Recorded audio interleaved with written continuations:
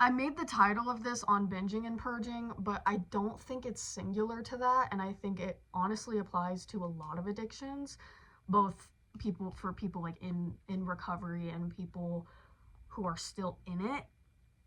Just take it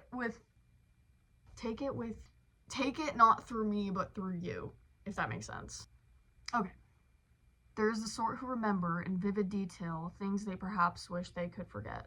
Then there is the sort who can't remember, can't make sense of still shots engraved in their brains. They have these momentary images and these strange emotions about the matter, about what they did, but they haven't a night nor thought process to attach them to.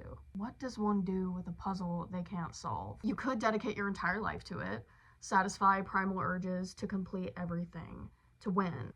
But everyone would find that foolish, even you. So you'll put it on a shelf in the closet. Maybe you'll pull it out and try again from time to time. The puzzle does not disappear because you can't see it. It won't blink out of existence because you sleep.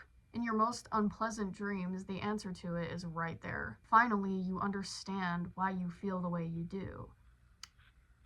But as wakefulness and sobriety will have it, you've forgotten again. Your unwilled means of coping have made you ignorant to yourself, to this thing that damaged your mind and left it in impossible shape. It's not that there's a gap in my memory, but it's not that I'm protected either. I still see things, could still throw myself back there, but it might as well be through the eyes of a non-existent man. A version of myself who carries that package but never drops it at my door. If one has never experienced it, it's pointless trying to get them to grasp how horrific it was. Whatever you're imagining, it's worse. And whatever you're imagining now that I've steered your perspective, it's worse. It's worse.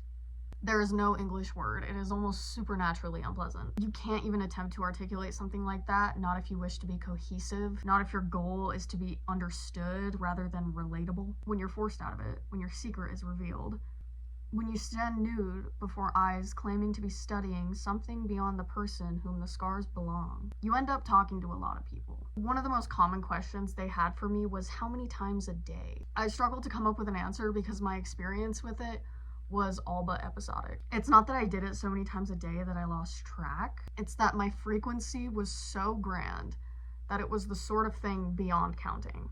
It was immeasurable, and not because of its amount. Do you count behavior? No, because it's not numerical. It just is. It simply occurs. It's something completely removed from intervals. I'm unsure why, but the ever-changing objects stick out to me. The props of my disquiet. Could I recall their price, weight, taste, or significance? Absolutely not. I am the product of these things, not the artist. I reeked of my actions. The stench, the crust. It was stuck to all of my clothes. It took far too long to purge my closet of that scent. It's helpless. When you fall that far, intervention is the only way. Maybe all of the discomfort, the mania, the withdrawal, and the ghastly changes in my body, the stripping of my proof, maybe it was all worth it. If not for rescue, then for escape.